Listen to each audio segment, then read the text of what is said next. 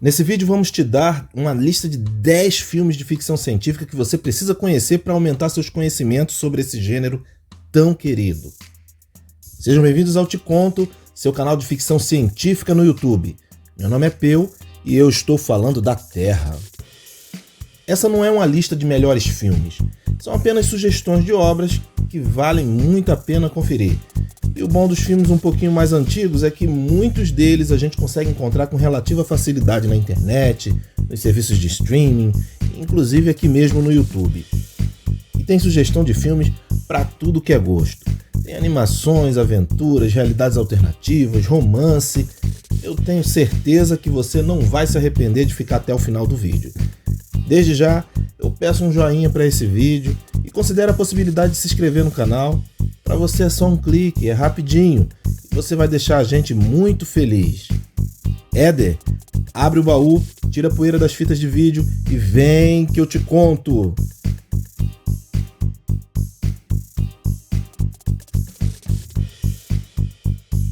Número 10, Viagem Fantástica, de 1966. O enredo desse filme apresenta a aventura de uma equipe de médicos que são encolhidos a um tamanho molecular, junto com um submarino que é gigante. Ele parece uma nave espacial, o nome do submarino é Proteus. Eles precisam percorrer o sistema nervoso central de um cientista que é dissidente da antiga União Soviética e precisam dissolver um coágulo cerebral nesse cientista que está em estado de coma. O problema é que eles têm pouco tempo antes do sistema imunológico do corpo desse cara começar a atacar o submarino. E tem um outro problema também. O efeito do encolhimento deles vai passar em poucas horas, então eles correm o risco de voltar ao tamanho normal, explodindo o homem de dentro para fora. É uma corrida contra o relógio, é adrenalina pura. O escritor Isaac Asimov escreveu a novelização do roteiro e algum tempo depois escreveu uma nova versão dessa história com um pouco mais de liberdade criativa. Em 1968, o filme recebeu uma série animada que teve apenas uma temporada com 17 episódios. No desenho animado, o submarino é rebatizado como Voyager. Em 1987, o filme teve um remake chamado Viagem Insólita, que tem um elenco de peso com nomes como Dennis Quaid, Martin Short e Meg Ryan. E é mais voltado para comédia. É muito legal também, porém eu estou indicando Viagem Fantástica. Número 9, O Segredo do Abismo, de 1989. Em 1986, James Cameron dirigiu o filme Aliens, O Resgate. Isso lhe deu prestígio e muito dinheiro, então ele decidiu que seu próximo projeto tinha que ter também aliens.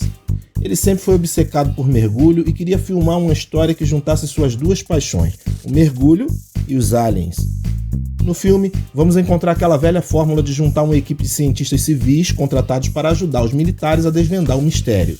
No enredo do filme, os trabalhadores de uma plataforma de extração de petróleo, comandados por Ed Harris, tentam salvar um submarino nuclear, mas acabam se deparando com uma situação totalmente imprevisível.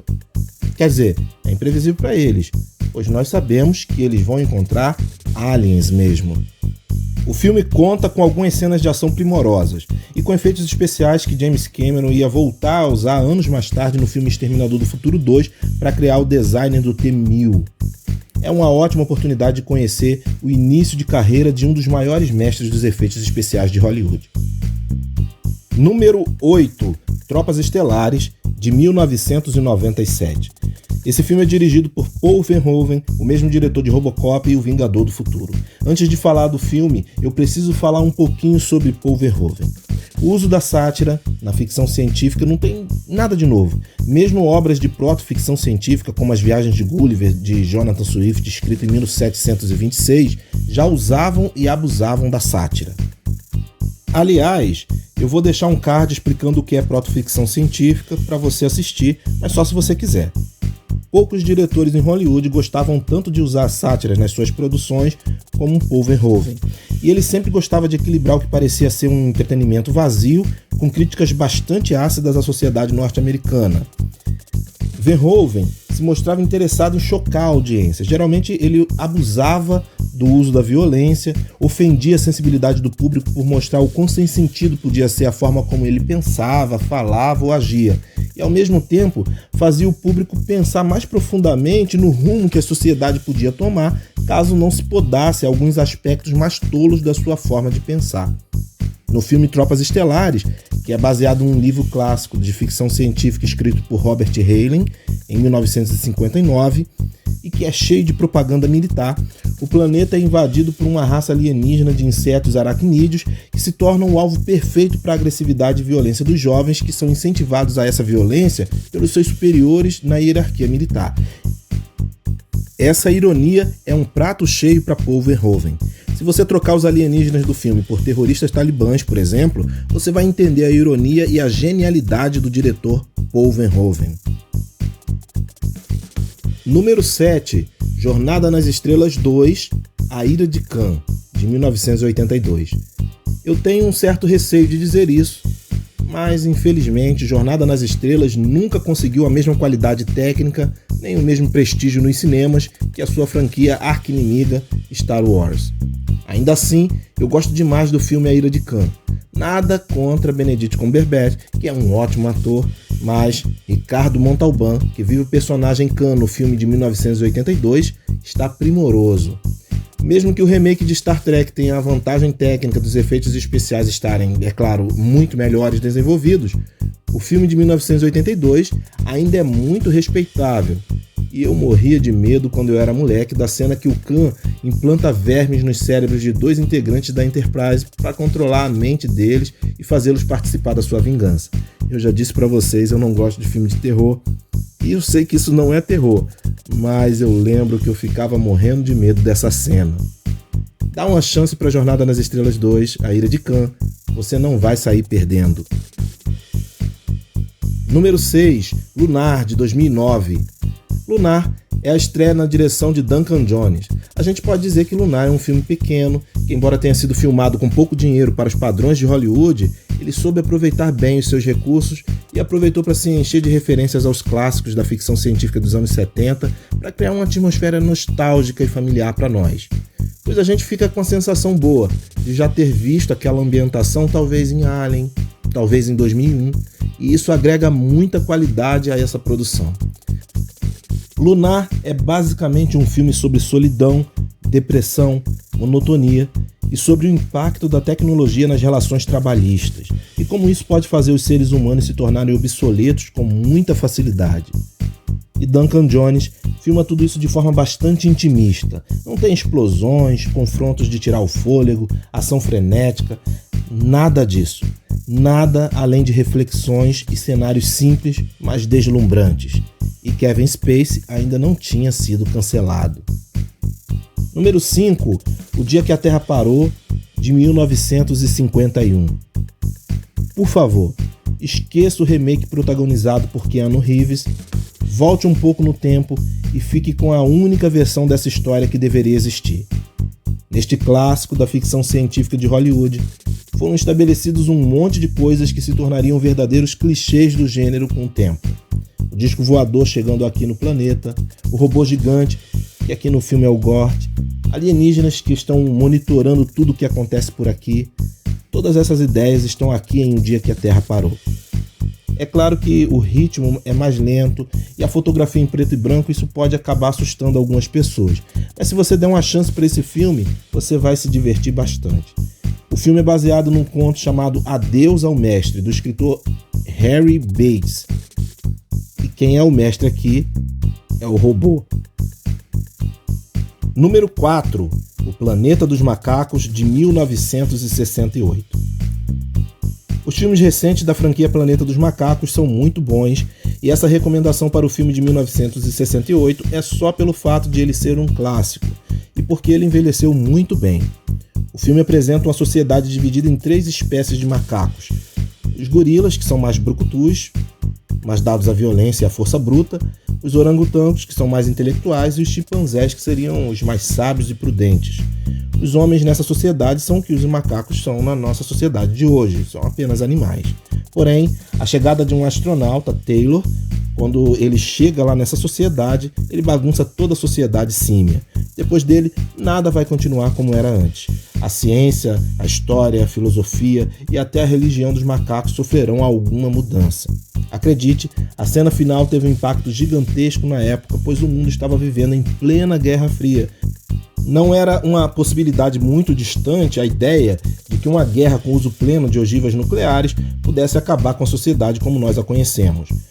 Mesmo hoje, aquela cena ainda retém parte do seu impacto e vai ser legal conhecer a obra que nos deixou de herança uma das cenas mais conhecidas da cultura pop.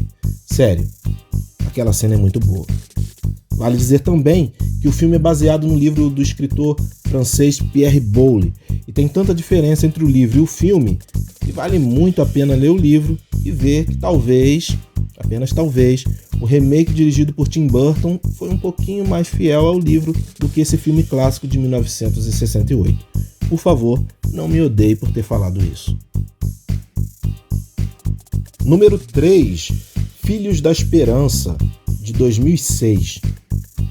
Muito antes de Roma ou de Gravidade, o diretor Alfonso Cuarón já mostrava que precisavam arrumar um lugar para ele no hall dos grandes diretores de Hollywood.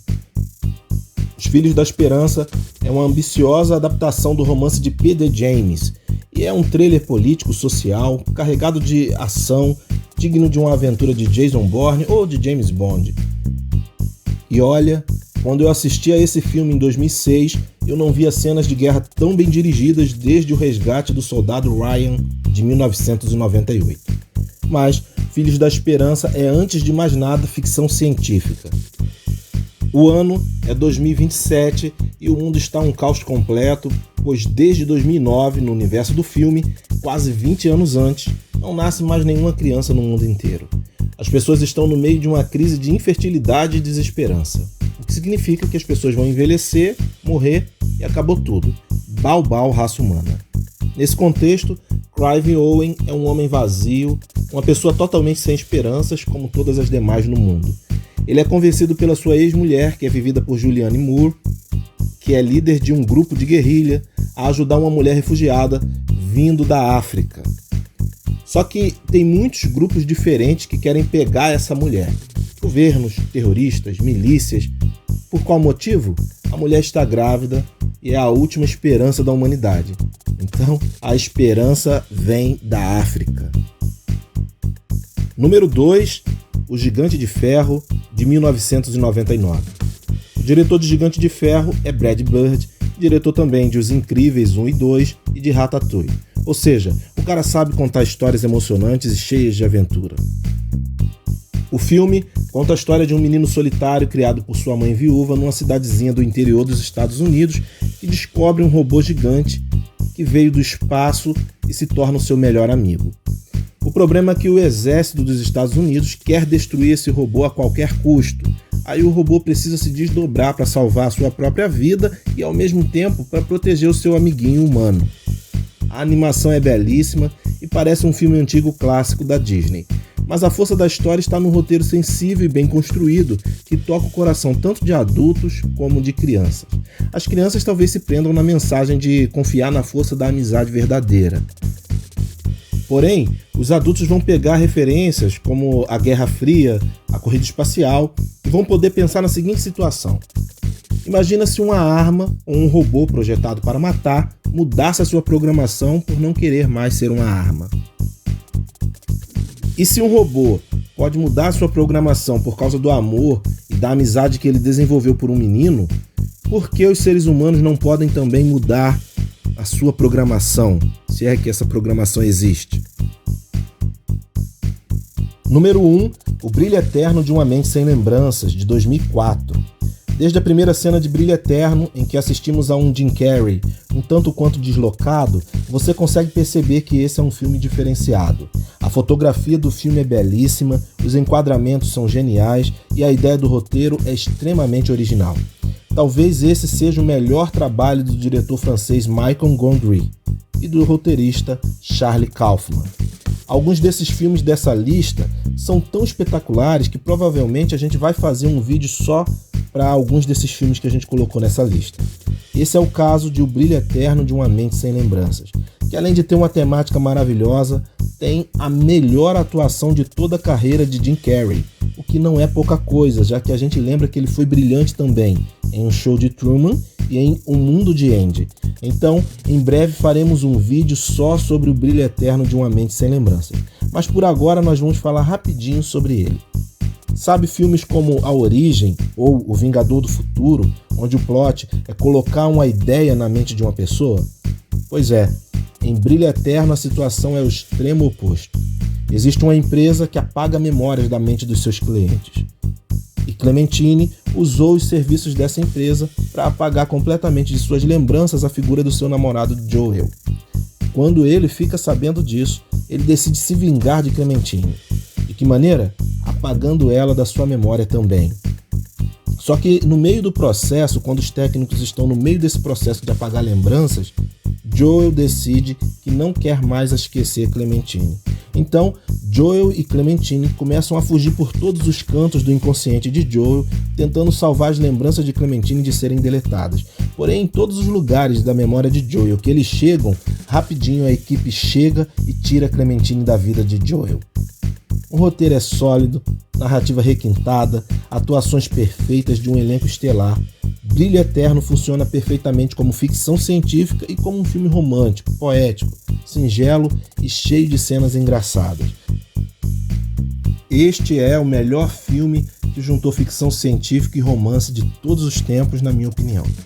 E nos apresenta a ideia de que talvez aprender a lidar com os traumas pode ser o que precisamos para evoluirmos emocionalmente e nos tornarmos pessoas melhores. E aí, gostou dessa nossa lista? Como essa não é uma lista dos melhores, então não faz sentido tirar um filme e acrescentar outro. Mas você pode deixar nos comentários o nome de alguns filmes para a gente montar uma outra lista de sugestões. Então, aguarde, confira, seu filme pode aparecer numa lista aqui no Te Conto. Compartilha com a gente suas opiniões sobre os filmes citados, a gente se diverte muito lendo os seus comentários. E eu gostaria de pedir para você uma coisa, manda esse vídeo para um parente ou para um amigo que você sabe que vai gostar do conteúdo. Isso vai ajudar a gente pra caramba. Você não imagina o quanto a gente precisa da sua inscrição e do seu compartilhamento. E você sabe, se gostou, curta, compartilhe e se inscreva no canal. Se não gostou, manda pro espaço. Vem que eu te conto!